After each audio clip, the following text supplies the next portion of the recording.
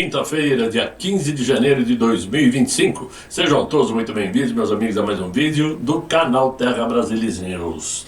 Estamos de volta aqui com outras informações. Temos muito que conversar, como sempre, né? Notícias é o que não faltam. E, obviamente, infelizmente, ainda talvez nenhuma que nos deixem felizes, que nos deixem alegres, sorridentes, né? Porque, infelizmente, é a atual situação do Brasil. Mas, na medida do possível, podemos começar a entender que o ruim para eles é bom para nós. E com paciência se vai longe. Temos que ter calma, paciência, sabermos esperar, por mais difícil que seja, porque estamos vendo o lado deles ruir, pouco a pouco. E não é bravata isso que eu estou dizendo, é realidade. Nós vamos conversar sobre isso. Antes de entrar no assunto para valer, eu recebi e-mails perguntando com ar de provocação o que eu teria para dizer agora sobre Tarcísio de Freitas, por conta do post que sua esposa fez dando um like, né? Recebendo um like de Michele Bolsonaro. Eu entendi a provocação, vou responder, até porque foi uma provocação educada, né? E vou responder, mas no final do vídeo, tá ok? Porque assim vai assistir quem quiser, mas eu vou responder. Ok. O que importa aqui, primeiramente, é dizer que a PGR, então, foi contra aquela possibilidade de se colocar uma Smart TV, uma TV Smart, esperta, né? No calabouço onde está Jair Bolsonaro. Sim, porque aquele é um calabouço. Chamar o que estão dizendo que é a prisão dele de prisão de cela é um absurdo. Aquilo é um calabouço, né?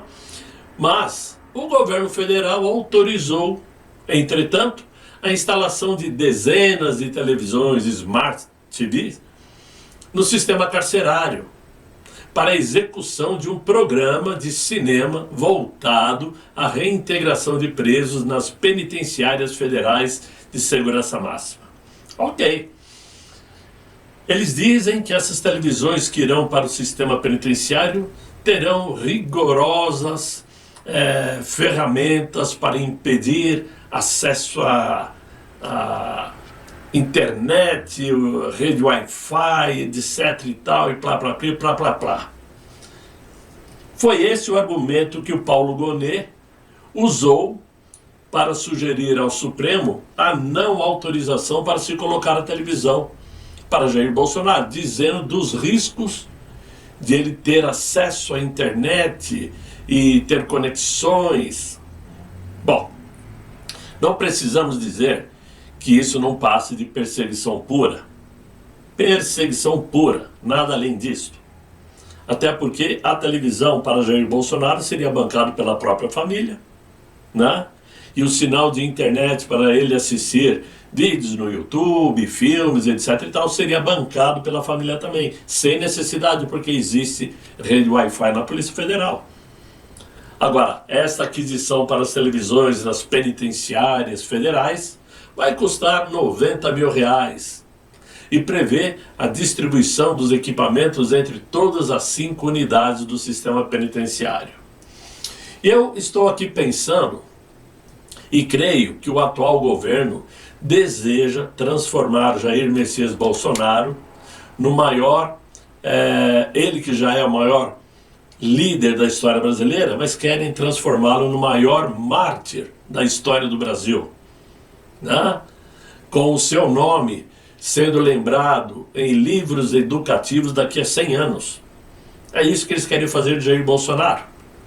Porque eles já sabem que não adianta sacrificá-lo, martirizá-lo, tornar sua vida difícil, escondê-lo, calá-lo, porque a população continua falando de Jair Bolsonaro 24 horas por dia, principalmente a esquerda. Eles são os primeiros a maturarem o nome de Bolsonaro na imprensa. Então, um dia, a população brasileira estará consciente de que não foi merecedora de um presidente como Jair Bolsonaro, né? Uma população que não soube honrar as iniciativas de Jair Bolsonaro iniciativas para melhorar a vida das pessoas e para tentar fazer o Brasil honrar seus principais valores como família, pátria e Deus. O sistema, ele age contra Bolsonaro como um feitor caça seus escravos. Tratam-no como se tratava os prisioneiros em campos de concentração e ignora que a história um dia cobrará, se não desses responsáveis por tudo que está acontecendo, mas de seus filhos e netos, que certamente sentirão vergonha de usarem seus sobrenomes. Não se trata aqui de idolatrar ninguém. Não faço isso. Até porque idolatria nós devemos somente a Deus Pai, a mais ninguém. Simples assim. Mas trata-se de valorizar o que um único homem, com toda simplicidade e honestidade, tentou mostrar ao povo, parafraseando 24 horas por dia, que por falta de conhecimento o povo perecerá. E por conta disto, não enxergávamos o risco diante do nosso nariz, por mais que ele nos alertasse. Certamente não fomos nós os patriotas que o levamos a esta condição, muito pelo contrário. Nós o defendemos o tempo todo. Mas foi a nossa falta de ação para entender a profundidade de como funciona o sistema. Coisa que, de fato, ele, como presidente da República, sabia do que estava falando. Mas, infelizmente, ele só conseguiu nos conduzir como presidente da República por 4 anos. Só que suas atitudes, seus ensinamentos, tudo isso ficará marcado na história dessa República Federativa Bolivariana de hoje. Agora, caindo de volta à nossa realidade, eu queria dizer o seguinte: nós estamos vendo aí esta rotina de escândalos que acontecem no Brasil, golpe no INSS contra os aposentados, CPMIs, escândalos do Lulinha, Banco Master, hoje Banco Reg, são escândalos diários. Mas principalmente porque o núcleo disso tudo hoje está voltado ao tal Banco Master, que envolve muito mais coisa do que realmente é mostrado pela imprensa. E aí uma pergunta incômoda insiste em se manifestar, pelo menos aqui na minha cabeça. Por que o Supremo Tribunal insiste em querer salvar, de forma direta ou indireta, o Banco Master? Claro que nós sabemos que existem envolvidos poderosos no esquema escandaloso do Master. Sabemos isso. Políticos, ministros e, claro, ninguém vai querer sair no prejuízo nessa história, evidentemente. Mas se as investigações forem levadas a sério, alguns terminarão atrás das grades. Isso é fato. Funciona mais ou menos como uma pirâmide financeira. Por exemplo, onde o inventor da tal pirâmide sai ganhando, o segundo e o terceiro que entrou na fila sai ganhando. Só que se alguém quebrar aquela linha de pagamento, todo o restante vai perder. Acaba a tal pirâmide. É mais ou menos isso que pode ter acontecido, porque alguém ficou sem receber o seu. Alguém entrou no prejuízo e resolveu dar um jeito de fazer a bomba explodir. Mas por que eu estou falando isso? Não seria mais fácil o Supremo Tribunal encerrar o caso, aceitando a falência do Banco Master, e decretando a prisão dos envolvidos? A prisão do Daniel Vorcaro, que nem eu falei no vídeo de ontem, mesmo sabendo que o Vorcaro deve ter aquelas gravações, aqueles filmezinhos malandros, mas não seria mais fácil? Ok, encerra aí definitivamente o caso Master, leve à falência, vamos salvar a pele aí do Vorcaro para a gente não se dar mal também, tudo bem. Porque certamente daqui 1 ano, 2 anos, ninguém mais vai lembrar de Banco Master, como já aconteceu com tantos outros escândalos, tantos outros bancos que foram quebrados. Vocês se lembram? Né? Não vai ser a primeira vez e não vai ser a última. Tem muitos outros bancos de investimentos enrolados. Isso é fato. Vocês se lembram do tal Caccioli, né? Que fugiu para a Itália, inclusive, ficou lá alguns anos até que foi pego, que praticou a fraude no banco dele aqui, que eu já nem lembro mais o nome, se eu for procurar eu acho, claro. Mas por que eu estou perguntando se não seria mais fácil o Supremo encerrar esse caso? Se o banco quebrou, quebrou. E não há como voltar atrás, porque a credibilidade evaporou. Não adianta cancelar essa falência, porque já queimou o filme, né?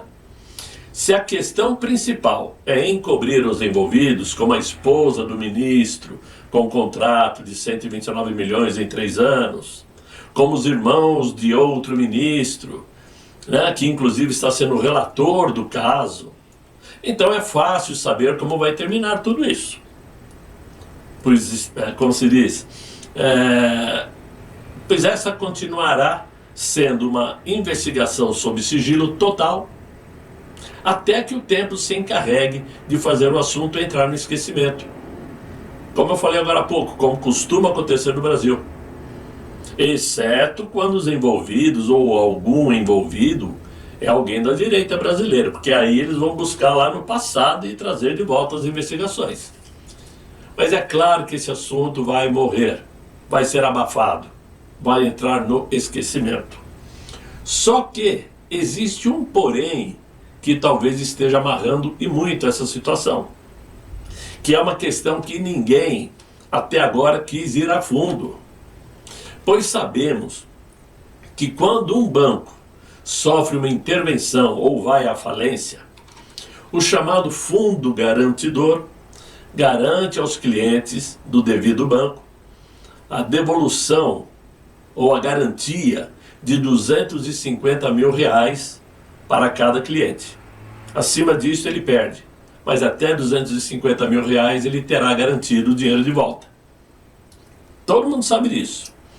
Esse valor inclui não somente conta corrente, mas também conta poupança, aplicação em CDBs, letra de câmbio, por exemplo, enquanto ações e previdência privada, por exemplo, são perdidas. Esses o fundo garantidor não garante. Muito pelo contrário. Agora, para quem não sabe, esse fundo garantidor de crédito é uma entidade privada, sem fins lucrativos, não tem nada a ver com o governo federal e que foi criada para proteger os depositantes e investidores do sistema financeiro brasileiro quando uma instituição financeira quebra, entre liquidação ou sofre intervenção. O Fundo Garantidor não usa dinheiro do Tesouro Nacional. Ele é financiado pelos próprios bancos, que são obrigados a contribuir mensalmente com um percentual dos depósitos que captam, que recebem. Em outras palavras, os bancos pagam o fundo protege os clientes e o governo não se envolve com isto. São coisas totalmente separadas. Mas a pergunta é, os outros bancos vão querer cobrir parte desse rombo causado pelo Banco Master, já que mensalmente contribuem com o fundo garantidor? Vejam só, estimativas confiáveis dão conta de que dentre milhões de clientes, cerca de 1.600.000 clientes, credores do banco, entre pessoas físicas e jurídicas, têm valores a receber do Banco Master, né? Sejam por depósitos, investimentos ou outros produtos que são cobertos pelo Fundo Garantidor. Esse total de 1.600.000 clientes soma aproximadamente 41 bilhões de reais. É muito dinheiro, 41 bilhões, né? E estão elegíveis para serem ressarcidos pelo fundo. Lembrando que os números levam em conta quem tem direito à cobertura garantida de até 250 mil. O custo para os bancos não surge como um susto. Vixe, o banco quebrou, nós vamos ter que pagar, e agora, o que vamos fazer? Nada disso. Nada disso. Por quê? Esse custo de mensalidade, de pagamento mensal, que os bancos têm que enviar para o fundo garantidor, já está embutido no modelo de negócios dos bancos, diluído em planilhas, projeções e margens de lucro. O fundo garantidor, nesse sentido, funciona como um seguro coletivo, obrigatório. Ninguém escolhe participar, mas todos sabem exatamente o quanto custa. O desconforto começa em outro ponto. Ele surge quando o fundo é acionado não por conta de uma crise nacional, sistêmica, inevitável, porque o governo fez alguma coisa e prejudicou os bancos, deu prejuízo e precisa ser coberto. Não é por isso. Né? O problema para os bancos é quando os bancos têm que cobrir um prejuízo por falha de gestão, apostas excessivamente arriscadas, fraudulentas ou estratégias agressivas de crescimento, como foi o caso do Master. Aí os bancos ficam pé da vida, como a gente costuma dizer, porque na verdade são obrigados a bancar para cobrir uma gestão fraudulenta de um único camarada, como o caso Vorcaro. É nesse momento que os bancos mais conservadores passam a sentir que estão pagando uma conta que não ajudaram a criar. A lógica é simples. Enquanto algumas instituições crescem, oferecendo juros elevados para os investidores, ou com ofertas milagrosas mal explicadas, outras instituições preferem manter um crescimento prudente, preferem crescer menos, mas agem dentro da legalidade, né? E mesmo assim são obrigados a dividir o prejuízo quando o risco explode. Esse sentimento raramente é expresso publicamente. O sistema financeiro evita declarações abertas porque sabe que qualquer sinal de conflito entre bancos pode abalar a confiança do público. Só que nos bastidores o incômodo existe e se manifesta de forma indireta, principalmente por meio de pressão regulatória. Sempre que o fundo garantidor é acionado em grande escala, o Banco Central tende a apertar o cerco, a exigir mais, novas exigências de capital dos bancos, mais controles e regras mais duras, que os bancos acabam sendo obrigados a repassarem para seus clientes. Quando você vai pedir um empréstimo, quando você vai fazer um investimento, você sente que a coisa não está tão boa a seu favor. E quem sente mais rápido esse impacto são justamente os bancos que operam dentro da legalidade, dentro da margem de segurança e prudência, né? Os que trabalham de forma correta. Todo mundo sabe, por exemplo, que existe o fundo monetário dos países. Todos os países têm um fundo garantidor também, né? Para qualquer emergência, numa situação dramática, trágica, o país tem lá depositado, e me parece que é no Banco Mundial, um fundo. E aí de repente, sei lá, vai que de repente, lá na Índia, tem uma quebra lá, um desfalque bilionário, leva o país à falência e os outros países vão pegar aquele dinheiro e socorrer a Índia. É como se fosse isso. Não funciona, não dá certo, evidentemente. O que nós teríamos com isto? Né? É mais ou menos assim esse fundo garantidor dos bancos. Se o exemplo foi ruim, me desculpe. A verdade é que existe ainda um temor, quase que silencioso, que pesa mais do que o dinheiro, que é o risco reputacional para os bancos. Quando casos de quebra de bancos se acumulam, mesmo que o fundo garantidor funcione, a confiança se desgasta, a credibilidade vai embora. Os investidores tendem a ter medo de investirem no Brasil. O custo de captação sobe, investidores recuam, a estabilidade, que é o verdadeiro ativo do sistema financeiro, passa a ser questionada.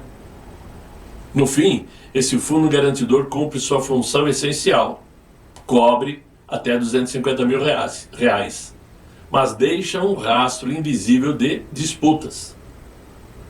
Não existe rebelião, não existem rupturas, né? Não há surpresas. O banco faliu, o fundo garantidor cobra ali os 250 mil e pronto. Só que o que existe é um sistema que segue funcionando enquanto ajusta silenciosamente suas engrenagens. Mas no final da história, a verdade mostra que quem paga as contas são os próprios correntistas, através de taxas bancárias que eles impõem contra o correntista, custos de transferência e baixa rentabilidade do dinheiro. Você vai fazer uma transferência bancária, tem uma taxa. Você pede extratos, tem uma taxa. Você vai fazer um investimento, o que o banco paga de juros para você é muito abaixo do que deveria, porque ele precisa se garantir, cobrir essa despesa, essa mensalidade do fundo garantidor. É como os cartões de crédito cobram um juros absurdo anual, 400%, justamente para cobrirem os cartões daqueles que não pagam a fatura. É mais ou menos isso. Então, é isso que eu achava que vocês precisariam ouvir de minha parte e pensar. Sabe que eu estou errado nesse pensamento? Será que realmente ninguém percebeu que isso pesa na balança também? Não fosse isso, era fácil. O Supremo Tribunal não iria intervir no Banco Central. Decretou a falência do Master? Ok, decretou, está decretado. Não se fala mais no assunto. Mas estão defendendo, né? Estão brigando, estão tentando esconder. É porque, claro, além das maracutaias, dos nomes dos envolvidos, tem a pressão dos bancos. É tudo isso junto e misturado, penso eu. Agora, eu vou responder aos amigos, são dois, né? Na verdade, duas pessoas que mandaram e-mail para mim para falar do Tarcísio. Eu vou voltar a falar o seguinte. Eu não considero Tarcísio de Freitas traidor, como todos querem pregar. Ponto. É uma posição que eu tenho e já disse. Mudo se um dia, mesmo Flávio Bolsonaro estando, ou pretendendo estar, porque ainda não é oficial, ser o candidato à presidência da República, né? Ele é pré-candidato, depois vai ter aí a convenção do PL para oficializar a sua candidatura. Se o Flávio Bolsonaro for candidato e o Tarcísio sair candidato também, aí sim, eu mesmo venho aqui e falei, ele é traidor. Ponto. Fora isto, nada a ver. Vejam esta imagem agora. Isso saiu hoje na imprensa. O Tarcísio e a Michele vão procurar os ministros para pedir a prisão domiciliar de Bolsonaro. Então vejam bem, tudo começou porque a esposa do Tarcísio disse que o Brasil precisa de um novo CEO, o meu marido. No caso ela disse, o Tarcísio de Freitas. Ok. Eu quando nasci, minha mãe falava para todo mundo que eu era o menino mais lindo da terra. Quando eu conheci minha esposa, e lá se vai 40 anos, 41 anos, melhor dizendo, ela disse que eu era o cara mais charmoso que ela conhecia na vida. Ou seja, qual é o problema da esposa do Tarcísio dizer que ele tem que ser o presidente? É a torcida da esposa. Até aí, morreu Neves. É a minha visão. É a minha visão, é a torcida dela. Qual é o problema? É que eu falei outro dia aqui, somos bolsonaristas, todos nós queríamos Jair Bolsonaro ainda na presidência, não concorrendo agora. Gostaríamos que ele ainda estivesse lá, quanto mais ser candidato. Já que ele não está, somos todos Flávio Bolsonaro. Mas não é por isso que eu vou falar que o Tarcísio está impedido de existir. Claro, escuta, as pessoas precisam colocar em mente que Tarcísio de Freitas é uma pessoa. Ele tem a vida dele, ele tem um projeto político dele, ele é governador de São Paulo, é caminho natural um dia ele sair candidato à presidência. Agora daí dizer que ele é traidor porque a esposa fez um post, será que as pessoas não se dão conta que sempre quando o calo aperta para o governo, sempre quando escândalos começam a apertar o governo, eles jogam uma bomba na direita para criar uma mudança de foco? E é o que aconteceu de ontem para hoje. Aí entra na onda Alan dos Santos, Paulo Figueiredo, né? E a Michele fez muito bem a responder para o Alan dos Santos. Ou vocês, alguns de vocês vão achar que Michele Bolsonaro é traidora também, porque deu like no post da esposa do Tarcísio de Freitas. A Michele deu like. Será que ela é traidora? Está traindo o Bolsonaro? Tenha certa paciência, não tem a mínima lógica. E o Alan dos Santos lá dos Estados Unidos já deu mostras de que fala mais do que a boca. Porque falar até papagaio fala. Eu, quando morava lá, eu falava muito mais do que eu falo hoje. Porque aqui a coisa pipoca diferente, vocês sabem. O que eles querem é criar a situação negativa na direita. Dividir, eu sempre falo. As pessoas têm que ter uma noção mais clara de como funciona a política. Não é porque a Sadi escreveu algo, porque a fulano, Beltrano escreveu outra coisa, que sai todo mundo aí brigando, acreditando. Então, volto a dizer, deixe o Tarcísio de Freitas chegar e dizer: eu quero ser candidato à presidência da República. Ponto. Aí mudou de conversa. Fora isso, me desculpem, eu continuo com a minha opinião e respeito a de vocês que me escreveram e respeito a de vocês que estão assistindo. Eu sei que tem gente que não gosta do Tarcísio, é o direito. Ok. Sem problema nenhum. Tem gente que não gosta do Pelé, tem gente que prefere Ayrton Senna, e assim. Todo mundo tem o direito de gostar, desejar e pedir o melhor do jeito que bem entender. Simples. Então não tem nada de mudança de posição da minha parte, muito pelo contrário. E só acho que a esquerda está tirando proveito e a direita, como sempre, está caindo na armadilha. Ficar batendo boca de um assunto que não tem sentido, porque é muito cedo ainda, né? Enquanto isso, os escândalos do governo vão ficando escondidos de lado. Mas é a minha opinião, eu somente estou respondendo a quem me mandou os e-mails, ok, meus amigos? Por hora era isso que eu tinha para falar com vocês. Espero que vocês tenham gostado do vídeo. Se gostaram, deixa aí os likes, se inscrevam no canal, não desistam não, né? Vamos esperar que a luz do fim do túnel aumente e pedir a Deus que não seja um trem, né? Porque senão estamos ferrados. Mas espero voltar amanhã com um novo vídeo, se Deus quiser e Ele há de querer. Fiquem todos muito bem, fiquem com Deus. Tchau, tchau.